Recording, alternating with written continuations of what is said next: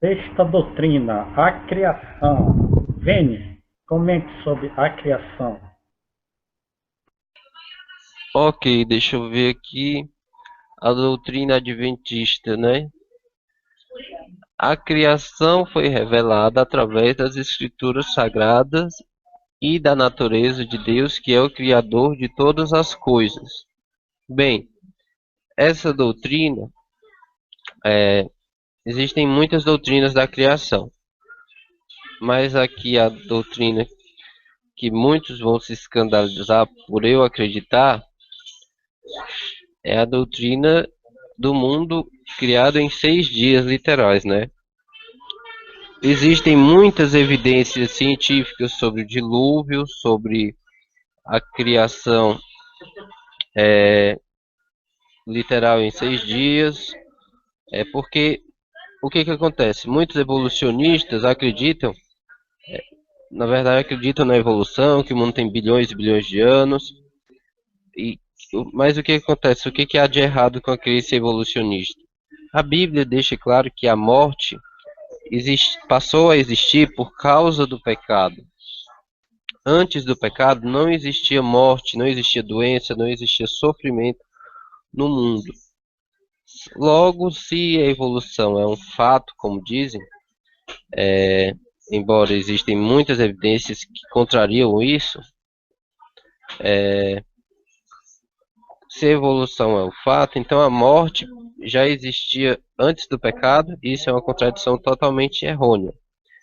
É claro, muita gente vai levar Adão, Eva como alegoria, mas as genealogias de Adão tão a genealogia de Adão, Noé, todas elas estão escritas nas escrituras. As genealogias são outra evidência das escrituras. E no mundo todo existem em torno de mais de, eu acho que, se eu não me engano, 6.000 relatos. Eu não estou com o número agora, mas são vários relatos de dilúvios globais no mundo todo.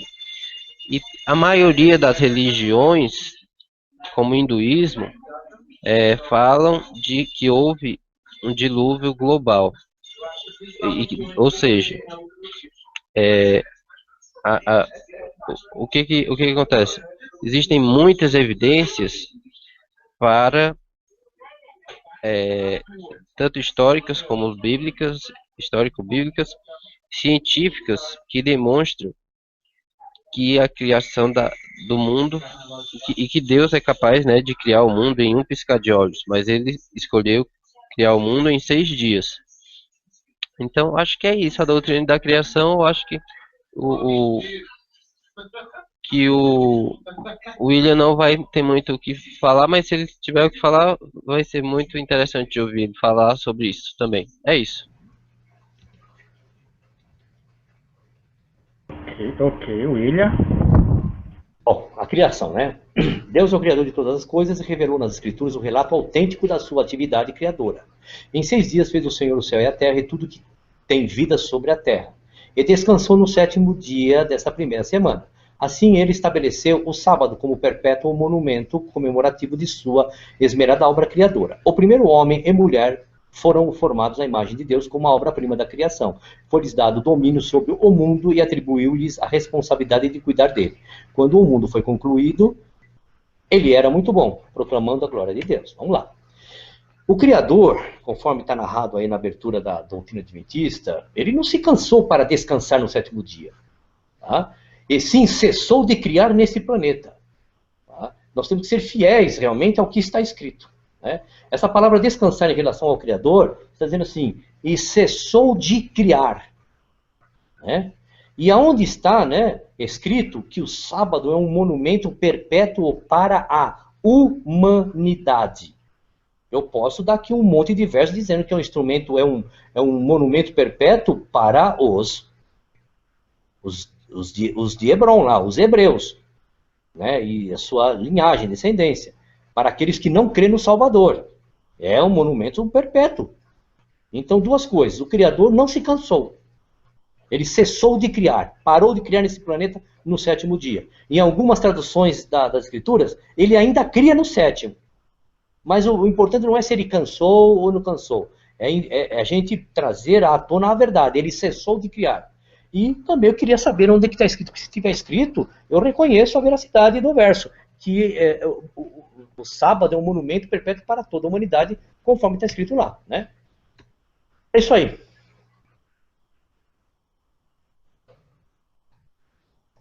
Ok, ok. Vene, quer comentar ou quer que eu passe? Ou quer que eu passe logo para a Queria sétima fazer doutrina? um breve comentário. É que o sábado, ele onde tem dizendo que Deus descansou, né, nesse dia. Deixa eu ver aqui.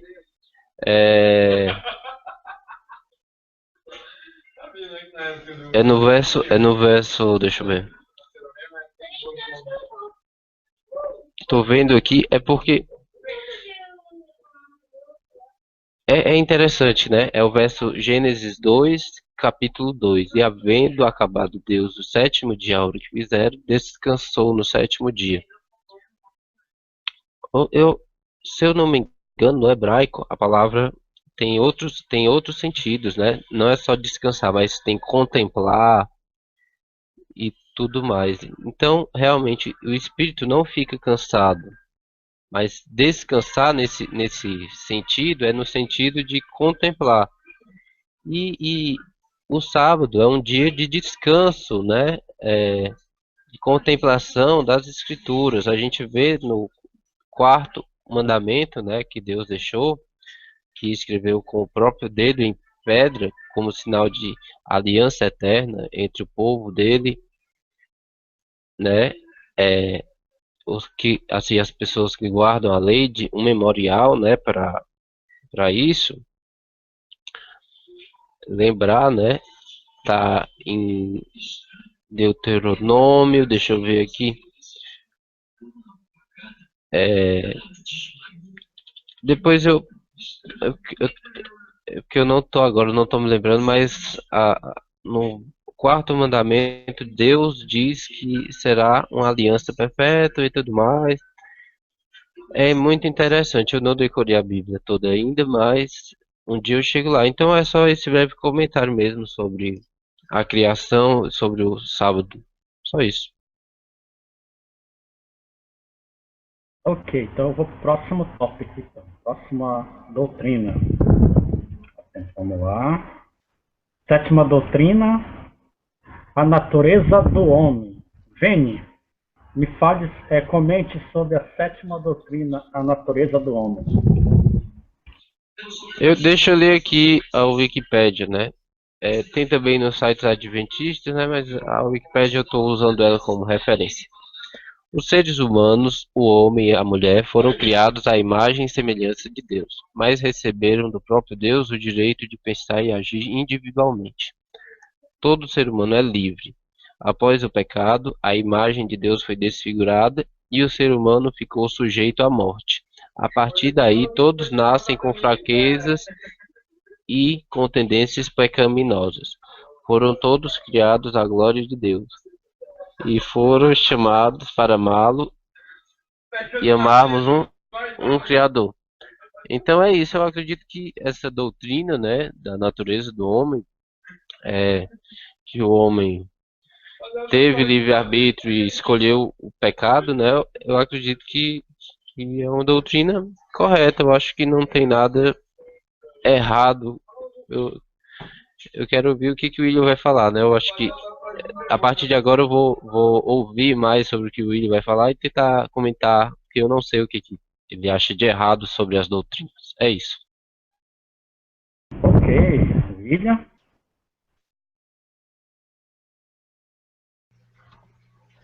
A natureza do homem. O homem e a mulher foram formados à imagem de Deus com individualidade, o poder e a liberdade de pensar e agir. Conquanto tenham sido criados como seres livres, cada um é uma unidade indivisível de corpo, mente e alma, e dependente de Deus quanto à vida, respiração e tudo mais. Quando os nossos primeiros pais desobedeceram a Deus, eles negaram sua dependência dele e caíram de sua elevação posição abaixo de Deus. A imagem de Deus neles foi desfigurada e tornaram-se sujeitos à morte. Seus descendentes partilham dessa natureza caída e de suas consequências. Eles nascem com fraquezas e tendências para o mal, mas Deus, em Cristo, reconciliou consigo o mundo e, por meio do seu Espírito, restaura nos mortais penitentes a imagem de seu Criador. Criados para a glória de Deus, eles são chamados para amá-lo e uns aos outros e para cuidar do seu ambiente. Ok.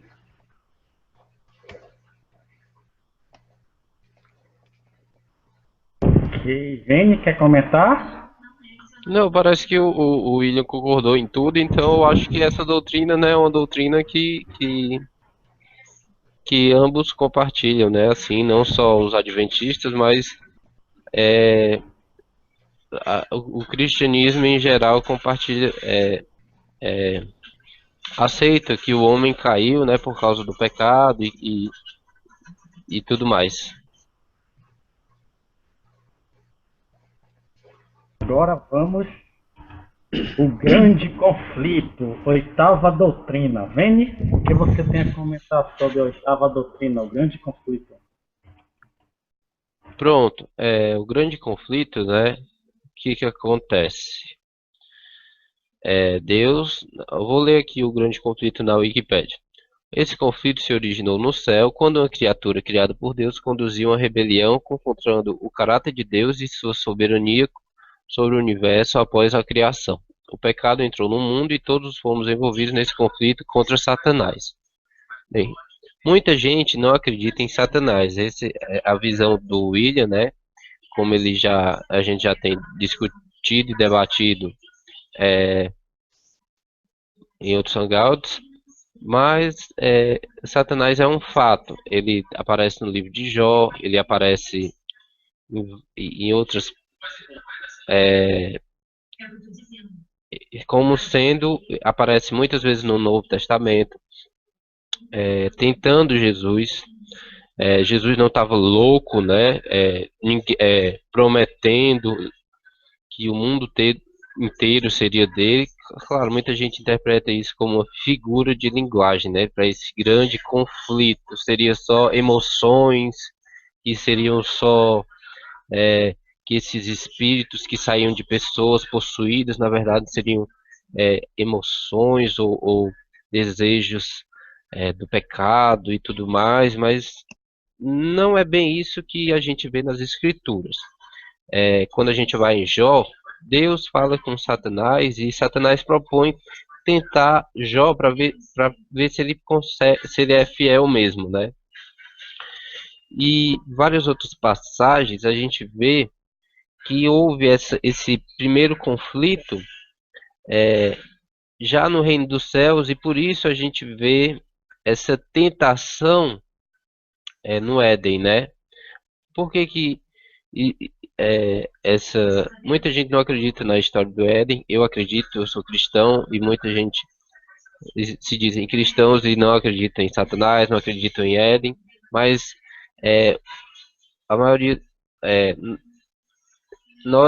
eu acredito, né, que o- existem outros que dizem que o maior engano de Satanás é fazer com que as pessoas não acreditem nele.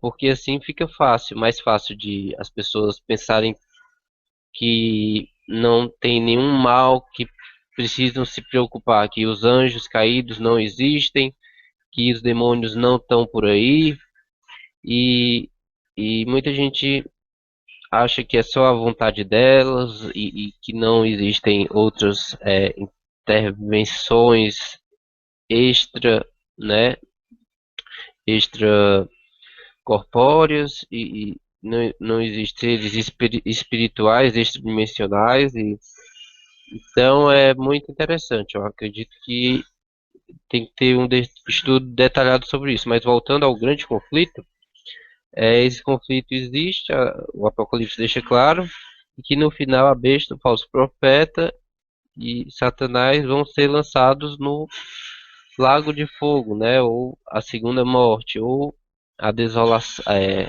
vão deixar de existir, serão atormentados eternamente, né? Como está escrito lá.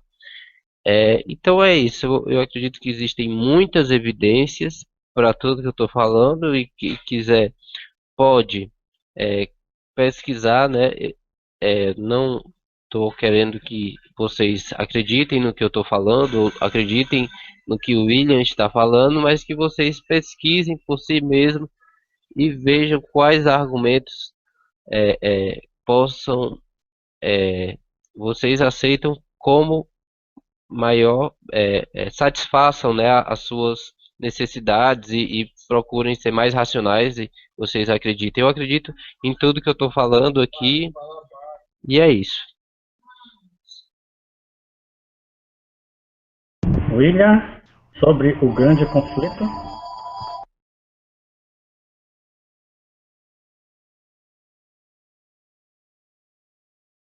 Alô? Não, eu ouvi sim, que o telefone está tocando aqui. Deixa eu só esclarecer uma coisa para o nosso amado Vene.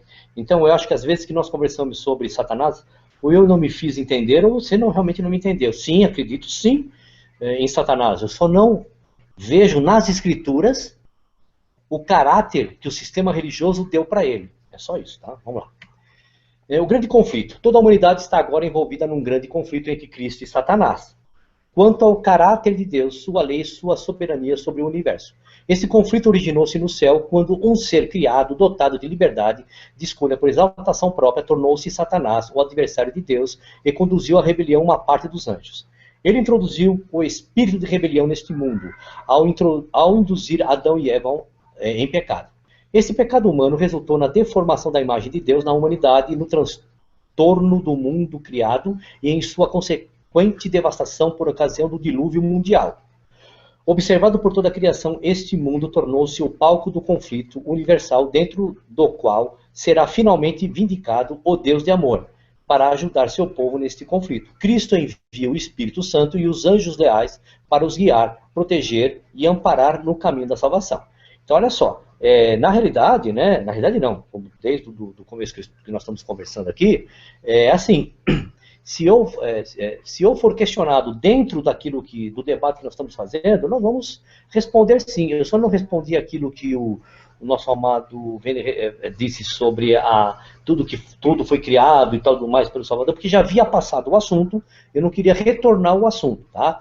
E assim, eu estou, como eu disse desde o começo, analisando as doutrinas da Igreja Adventista. E como é que eu analiso as doutrinas? Eu vejo o tema e as passagens bíblicas que eles pegam para dar base àquele tema, né? E aqui nós estamos falando do grande conflito. Vamos lá. Agora, baseado no que eles abrem ali sobre o grande conflito, onde está escrito que Messias e Satanás se conflitaram? Onde que está escrito? Nas escrituras. Não tem lugar nenhum dizendo que eles se conflitaram. Olha o verbo, né? Olha o verbo. Eles se conflitaram. E faço uma outra pergunta. Onde está escrito que esse conflito se originou no céu? Né? Vamos lá. Então vamos lá. Apocalipse 12, 4 a 9. Eu não vou ler toda a passagem, mas é aquela passagem que houve batalha no céu, Miguel e seus anjos batalhavam contra o dragão e levou a terça parte e tal, tudo mais.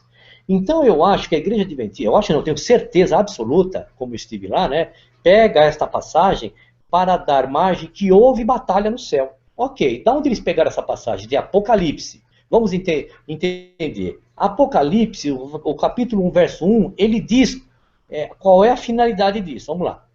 Revelação de Jesus Cristo, a qual Deus lhe deu para mostrar aos seus servos as coisas que brevemente devem acontecer. E pelo seu anjo as enviou e as notificou a João, seu servo. Então, olha só. O livro de Apocalipse, onde a Igreja Adventista do Sétimo Dia se apoia para dizer que houve um conflito passado no céu, e esse conflito foi antes do Éden até, né? Porque pela montagem que a denominação adventista faz, e eu falo porque eu estive lá e dei muitos estudos dentro desse escopo, é que faz um link de Apocalipse 14, né, e houve batalha no céu, Miguel e seus anjos, tal, e foram lançados na terra, tal, e tudo mais. A gente faz um link lá com antes de Gênesis. Pô, mas se o livro de Apocalipse é a revelação das coisas que iriam acontecer ainda para frente do que foi escrito, Então não dá, isso é desonesto, eu fazer um link de Apocalipse com antes de Gênesis, coisa que já passou, não tem como. Tá? Isaías 14, 12 e 14, vamos lá. Famosa passagem, né? Vamos lá. Como caíste desde o céu, ó Lúcifer, filho da alva, como foste cortado pela terra, tal, tal. É aquela coisa toda que não só a Igreja Adventista, mas todo o sistema religioso pega esta passagem, esses dois únicos versos, para dar margem que Satanás, né, caiu do céu. Primeiro, Lúcifer é uma outra conotação, mas vamos lá, vamos dar a conotação que, por esta passagem, Satanás brigou, caiu do céu porque foi cortado da terra, porque ele foi soberbo e tudo mais. É desonesto nós pegarmos somente essa passagem, né? Isaías 14, verso 4, ó, nós estamos falando de Isaías 14 também, tá bom? Então, Isaías 14, verso 4, ele revela a quem é essa profecia. Então proferirás este provérbio contra quem? O rei de Babilônia. E dirás, como já cessou, e assim vai. Nós não podemos pegar só lá e falar assim, olha, tá vendo? Ó, Satanás, Lúcifer, ele estava no céu. Como é que eu posso dar Isaías 14, 12 e 14 para Satanás, se no mesmo capítulo, meia dúzia de verso anterior, diz o seguinte, o Criador diz o seguinte ao profeta, diga esta profecia contra o rei de Tiro. E de repente agora é contra Satanás? Então não dá. Não dá para pegar essa passagem e dizer que o grande conflito, né, começou no céu por Satanás. Por essa passagem já caiu por terra. Vamos lá. Aí eles dão outra passagem, Ezequiel, a famosa passagem de Ezequiel 28, 12 a 18. Muito bem, eles são honestos a dar desde 12 a 18. Vamos ler a partir do 12, mas não vou ler tudo, tá? Vamos lá. Filho do homem, está falando para Ezequiel, né? Filho do homem, levanta uma lamentação sobre quem? O rei de Tiro. E diz-lhe, bom, então na Isaías a profecia era contra o rei da onde? Vamos voltar lá. Contra o rei de Babilônia. E agora é uma profecia contra o rei de Tiro. E agora eles querem me enfiar a goela abaixo, que está falando de Lúcifer. Nós temos que ler Ezequiel bem antes, Ezequiel 26, 27, para chegar no 28, para saber realmente do que está se falando. Se está falando realmente de um anjo, vamos dizer assim, né? Ou está falando do homem. Ezequiel fala, diz assim essa profecia, e você não é Deus, é um homem. Satanás não é homem. E que você será morto pela espada dos estrangeiros. Aonde que isso se faz uma relação com o Satanás? É no mínimo desonesto fazer uma coisa dessa com as pessoas, como foi feito comigo e que eu fiz com as pessoas. Mas ainda bem que eu não tenho a oportunidade de me corrigir. Vamos lá.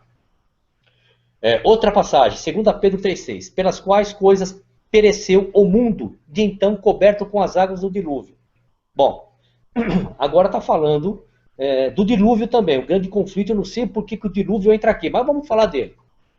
Gostaria de ver a passagem que informa o Criador criando depois do dilúvio aqui nesse planeta. Vamos lá.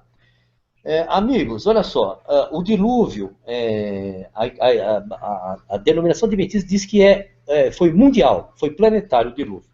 Ok, se foi planetário, eu duvido que naquela arca caberia todos os animais criados. Alguém poderia dizer, não, mas Deus pode tudo. Bom, se pode tudo, porque pediu para Noé construir uma arca, para botar animal lá dentro? Ele podia muito bem pegar os animais, colocar em algum lugar, acabaria com todo o planeta e punha os animais de novo no lugar, amados. Vamos lá. Por que eu pergunto isso? Vamos lá.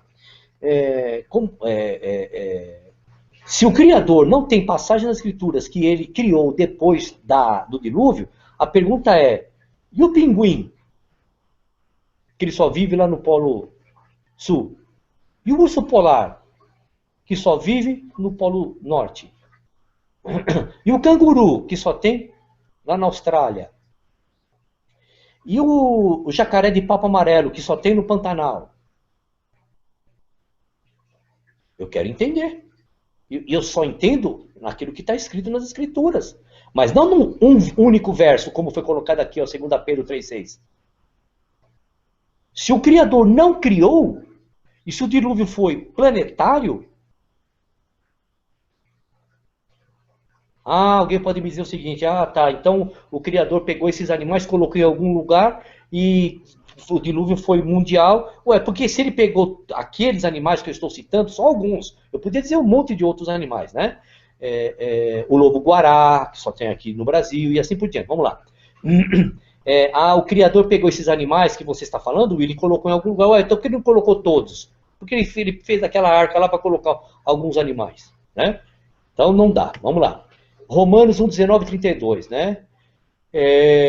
Porquanto o que de Deus se pode conhecer, e assim vai, é a passagem que nós conhecemos. Eu gostaria de fazer a pergunta, eu não vou ler todos, depois você leem lá, Romanos 1, 19 e 32. Onde está a informação do grande conflito originado de uma batalha no céu entre Messias e Satanás, né, em todas essas passagens? Onde está? Onde está a informação? Não tem informação, não há. Romanos 1, 18. Porque do céu se manifesta a ira de Deus sobre toda a humanidade, de toda a impiedade e injustiça dos homens que detêm a verdade e a injustiça. Mas a briga não é com Satanás? E aqui então Paulo está ficando louco, está dizendo que a ira de Deus é contra os homens, que eu saiba a ira é contra Satanás. Pelo menos é isso que se propõe aqui nesse tema. Romanos 5, 19 e 21. Porque como pela desobediência de um só homem muitos foram feitos pecadores, assim pela obediência de muitos serão feitos justos. Veio, porém, a lei para que a ofensa abundasse, mas onde o pecado abundou, sobreabundou a graça, para que assim como o pecado reinou na morte, também a graça reinasse pela justiça para a vida eterna por Jesus Cristo, nosso Senhor. O que estas passagens me dizem a respeito do grande conflito do céu entre Messias e Satanás? O que está me dizendo? O que diz isso? Vamos lá, Romanos 8, 19 e 22, porque ardente expectação e assim vai. Leiam em casa, eu faço a pergunta. O que essas passagens me dizem a respeito do grande conflito nos céus entre o Messias e Satanás? Porque o tema é o grande conflito. E na abertura desse tema foi dito que no céu, Satanás e Jesus brigaram e aí tudo desencadeou. Por enquanto eu não vi passagem nenhuma disso aqui. Vamos lá, Hebreus 1, de 4 a 14, também leiam em casa, amados. E eu faço a mesma pergunta. O que estas passagens me dizem a respeito do grande conflito nos céus entre o Messias e Satanás? Não tem ligação nenhuma. Eu não sei como eu engoli isso. Eu não sei como eu engoli uma coisa dessa. Há 25, 30 anos atrás, 40 anos atrás, sei lá quanto tempo atrás, eu não sei como eu engoli uma coisa dessa. 9, 1 Coríntios 4, 9. Porque tenho para mim que Deus, a nós, apóstolos, nos pôs por último como condenados à morte, pois somos feitos espetáculo ao mundo, aos anjos e aos homens. Eu faço a mesma pergunta, o que esta passagem me diz? Essas passagens me dizem a respeito do grande conflito do céu entre Messias e Satanás. Essas passagens aqui estão em cor verde. Não se esqueça que tudo é verde, são passagens que eles pegam para dar base sobre as doutrinas, o grande conflito. Obrigado, Gelson. Ok, quer comentar mais alguma coisa, Vini? Quero. Eu posso. Quer, né? Então, ok. Primeiro, a primeira coisa que o William falou não existe conflito entre Jesus e Satanás, entre Deus e Satanás. É isso, William? Não. Você entendeu errado. Ok. A pergunta que eu faço é, em todas estas passagens que nós lemos, aonde está a passagem que houve no passado, conforme afirma a doutrina do grande conflito, uma batalha no céu entre Jesus e Satanás, ou vamos falar o Salvador, que é o mais correto, mas vamos falar Jesus, que é o que o sistema entende. Aonde está essa passagem? Por quê? Eu li aqui 9 ou 11 passagens e nenhuma delas dá essa conotação. Apenas duas, tanto de Jeremias quanto de Ezequiel, querem empurrar a goela abaixo que está se falando de uma batalha que houve no céu. E não é. É só lermos todo o capítulo. Não, você me fez a pergunta, deixa eu responder. É assim, ok, deixa eu responder. Aí terminando, aí você fala. Essas duas únicas passagens que é dita, está se dando profecias contra o rei de Babilônia e o rei de Tiro. Dizer agora, transportar que isso é para Satanás, se você quiser, aqui, agora nós estamos falando do contexto do assunto, nós vamos ler o Ezequiel 25, 26, 27 para chegar no 28 para saber do que ele está falando. E quando é Isaías, lá de Jeremias, todo o contexto. Eu só não sei se as pessoas aqui vão se agradar disso. Por isso que eu disse que as pessoas aqui que estão assistindo, por isso que eu disse que vocês, dizendo assim para os internautas, vocês leiam na sua casa antes e vejam de que está se falando. Então eu faço essa proposta a você. Se você quiser realmente identificar nessas duas passagens uma batalha no céu de Satanás, tanto em Jeremias quanto em Ezequiel, eu te proponho, como te propus na outra passagem também. Tá bom, amado? Então eu não disse que não teve. Eu não disse que não tem escrito. Eu disse que nas passagens que a Igreja Adventista está propondo aí do estudo sobre a doutrina do grande conflito, eu não vi em nenhuma delas uma batalha no céu entre Satanás e Jesus. É isso que eu disse. Obrigado. Ok, mas existe um outro verso que diz que Satanás foi lançado na terra, né? Caiu do céu, né? Vi Satanás caindo dos céus e eu queria entender No como tu Evangelho. entende. No Evangelho está Pois é, escrito isso. Está escrito. eu queria saber como tu entende esse conflito que a gente vê nas escrituras, Jesus expulsando demônios, Jesus conflitando com Satanás, porque a gente vê sim esse conflito que não se originou na Terra, né? A gente vê que ele se originou bem antes. Não, ok. Não há conflito. O conflito quem faz é o sistema religioso de querer. Não há conflito entre Satanás. Não, não, calma, calma. Deixa eu terminar. Você fez uma pergunta. Eu espero você fazer a pergunta ou dar sua colocação. Então espera eu me colocar também. Vamos lá. Não há confusão entre demônios e Satanás. Essa confusão quem faz é o sistema religioso. Não é o contexto aqui. Não é essa a proposta. Demônios é um outro contexto, é uma outra colocação que eu não vou fazer os internautas se cansarem sobre esse assunto. Satanás é do que nós estamos falando. Quando o Salvador diz assim, eu vi Satanás sendo atirado do céu, se eu pegar só essa passagem, é verdade. Salvador viu Satanás sendo atirado do céu. Agora você tem que ler todo o contexto, ver o porquê que o Salvador iria falar de uma coisa que aconteceu no passado, dentro do contexto que ele estava tendo a conversa com os discípulos. Aí você vai ver o que ele estava falando. Olha, nós, pelo teu nome expulsamos demônios e tal. Aí agora o Salvador é louco. Aí de repente ele fala assim, eu vi Satanás ser jogado do céu. Fazendo uma correlação de um conflito no céu antes do Éden. O Salvador é louco? De pegar. É mais ou menos assim, eu e você estamos falando de canjica. Poxa, canjica, não sei se você sabe o que é canjica. Vamos falar de pudim de leite. Nós estamos falando de pudim de leite, eu e você. Nossa, que pudim de leite é muito gostoso, tal, tudo mais. Realmente, com caramelo e tal. Aí, de repente, o Gelson entra na sala e fala assim, realmente, o arroz e feijão é muito gostoso. Pô, nós estamos falando de pudim, agora o Gelson vem falar de arroz e feijão? Então, os discípulos estavam falando de uma coisa. Agora o Salvador vem falar de outra? Não. Nós temos que pegar aquela passagem, analisar tudo que vem sendo dito antes, isso está nos evangelhos, e depois, para depois tentar entender. Pegar ele separadamente, tá louco, tá maluco, não pode não.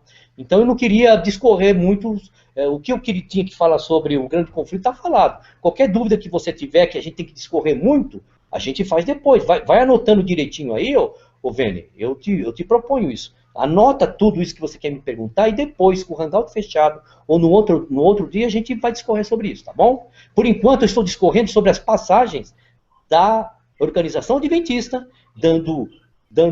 pegando passagens para dar base à crença, e no contexto agora é o grande conflito, e que nenhum desses textos eu vi Satanás e o Salvador brigando no céu. E ele foi atirado na terra. Porque esta passagem, você sabe por que não está, Vene? Sabe por que não está essa passagem que você falou? Não tá ok. Essa passagem que você acabou de falar, eu vi Satanás sendo atirado do céu. Seria uma boa passagem para estar dentro do estudo do grande conflito. Mas não está. Você reparou que ela não está? Você sabe por quê? Não, eu não estudei muito. Então eu vou falar por quê. Não é fácil por quê. Porque ela está fora do contexto.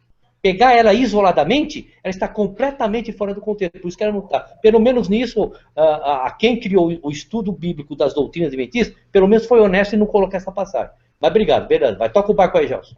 Não, mas eu queria fazer outros comentários, né? Porque realmente nem tudo está escrito tá escrito na Bíblia, né? Existe esse conflito entre Jesus e Satanás, né? Que tu mesmo concordou. Que existe, mas onde ele começou, na verdade até está escrito, mas de uma maneira, por exemplo, Ezequiel 28, vamos a Ezequiel 20, porque nem tudo está escrito na Bíblia, nem todos os detalhes, por exemplo, do dilúvio, né, que tu falou, né, o dilúvio global, o grande Vênia, conflito. deixa eu só cortar um pouquinho você. Quando você vai entrar que nem tudo está escrito, eu tenho que ir para a orientação que nos foi dada. Não devemos ir além do que está escrito. Você quer que eu Ó, mostre a passagem onde está escrito isso? Então, olha só. Quando eu quero ir além do que está escrito, eu eu não estou queria sendo. falar, mas tu me cortou, né? Mas Não, pode não, falar, Amado, não, pode peraí, falar. não, Amado, peraí, eu te cortei sim, desculpa. O compromisso era para que ninguém cortasse. É que assim, que de repente você vai começar a tomar um pensamento do que não está escrito, que para mim não vale a pena, porque eu sigo as escrituras e nela está escrito não ir além do que está escrito. Desculpa, eu me comprometo a não interromper mais, foi a primeira e última, desculpa. Eu também peço desculpa, porque eu tentei interromper algumas vezes também. Desculpa também. Sim, continuando, né? Nem tudo está escrito na Bíblia, né?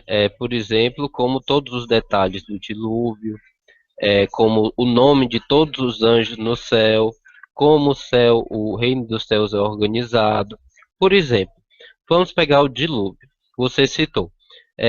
As escrituras deixam bem claro que o dilúvio foi global, que é, Deus escolheu Noé para fazer a arca e colocar dois de cada tipo dentro da arca, macho e fêmea, e dos pássaros, se eu não me engano, são 7. O que que acontece? Eu decidi discorrer sobre esse tema porque eu tenho estudado muito sobre as evidências das escrituras como veracidade, que as escrituras não contêm erros. Se a gente fala que o dilúvio não foi global ou que Adão e Eva não eram literais, a gente já vai desprezar as escrituras de várias maneiras. Como eu acredito nas escrituras, então o que que acontece? Existem cientistas é, é, no mundo todo que acreditam no criacionismo da Terra Jovem, um criacionismo que eu acredito também, na criação do mundo literal em 6 dias, e também que existem várias evidências sobre o dilúvio. Bem, apesar de não ser o assunto, você perguntou sobre os pinguins e queria saber. Claro, poderia, a gente pode fazer outro hangout sobre isso, né? Porque esse não é o tema, mas um breve explicação sobre isso que a gente não tem nas escrituras, mas a gente tem que pesquisar é, fora das escrituras para entender como é feita a especiação, ou seja, diferentes espécies, como um tipo de animal pode se transformar em diferentes tipos de espécies, e isso a gente tem que estudar a biologia, a adaptação, como os evolucionistas acreditam que isso seja prova da evolução darwiniana, que é, todos os seres foram criados de um único ancestral, de uma única bactéria, de uma sopa, mas que nós, criacionistas, acreditamos que Deus criou baramins, ou seja, tipos criados. E o estudo da baraminologia é um estudo feito por cientistas que têm PhD em áreas como desenvolvimento celular. Isso é outro tema, mas deixa claro que muitas verdades das escrituras não podem ser acessadas porque esse não é o objetivo das escrituras. Então, voltando agora, Ezequiel 28, né? O que que claro, a gente tem que ler todo o livro é, é, das escrituras. Existe um sistema chamado Pardes, né? Que que a gente tem que interpretar as escrituras de uma maneira, todo o contexto, todo, todo, tudo das escrituras. Quando a gente vai ler Ezequiel 28, a gente vai lendo sobre o rei de Tiro, é, sobre várias Babilônia, como citou, mas no verso existe uma coisa estranha no verso 11. A partir do verso 11, onde ele diz: Veio a mim a palavra do Senhor dizendo: filho do homem, levanta uma lamentação contra o rei de Tiro, né? Será que é o rei de Tiro mesmo? Ou existe uma interpretação mais profunda sobre isso? Eu gostaria de citar o método de interpretação Pardes, né? Eu vou pesquisar aqui no, pesquisar aqui no Google, só para ilustrar o que é o método Pardes de interpretação das escrituras,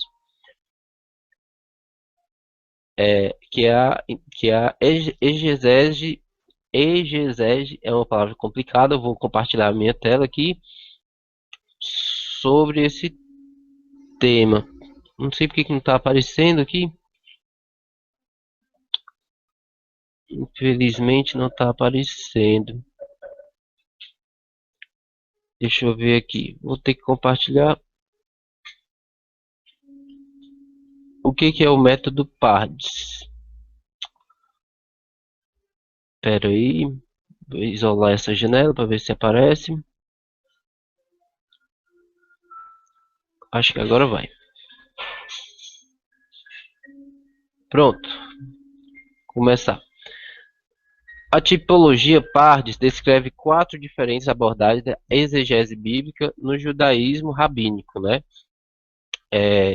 Eu acho que é muito proveitoso a gente estudar sobre isso, embora não seja, porque Ô, Vene, desculpa de interromper.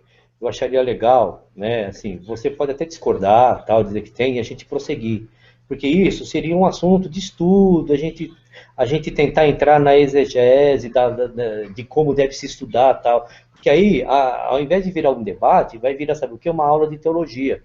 E não é esse o nosso intento, tá bom, Amado? Me desculpa, mas eu preciso te passar isso. Você agora, você está tentando passar um entendimento da interpretação da escritura. Ok, é legal, mas isso já vira teologia e já não é mais debate das doutrinas adventistas.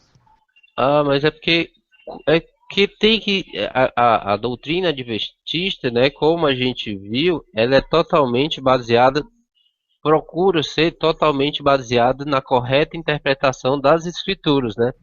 Por enquanto, eu E, só vi 2 itens na correta interpretação das escrituras. Só 2 itens, na criação e no Pai. pois é, por isso que eu queria explicar o método Pardes de interpretação das escrituras, porque muita gente também não consegue ver o grande conflito em várias passagens. Eu queria só, então, finalizar com a interpretação do método Pardes, né?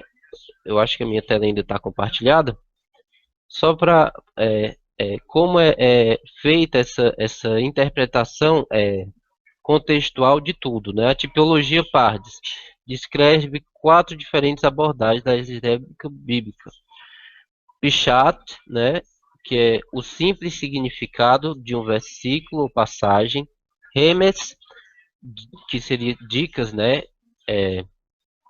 o significado mais profundo e não apenas a expressão literal. Drash, que é a pesquisa. Descobrir o significado através de pesquisa, por exemplo, Midrash, né, que são contos além ou pesquisa, como, por exemplo, que eu citei do dilúvio, né, que você não acredita ser global, e não é só você, são muitas pessoas que acreditam que não existe o grande conflito, que não existe o dilúvio, que não existe Satanás. É, claro, não estou dizendo que todos se aplicam a você, mas muitas pessoas acreditam, ou acreditam que a Bíblia está errada e tudo mais. E por último, o Sod, que é o segredo, o significado mais profundo, mais aqui tem místico, né? Mas que é um significado mais revelacional ou inspiracional. Então, a interpretação Pardes, né, ela analisa isso e simplesmente dizer que Ezequiel 28 e Apocalipse não tem o grande conflito, não contém, ou eu não vejo, isso é muito simplista e muito reducionista, ao meu ver, né? Então, é só sobre essa interpretação que não existe o grande conflito e tudo mais.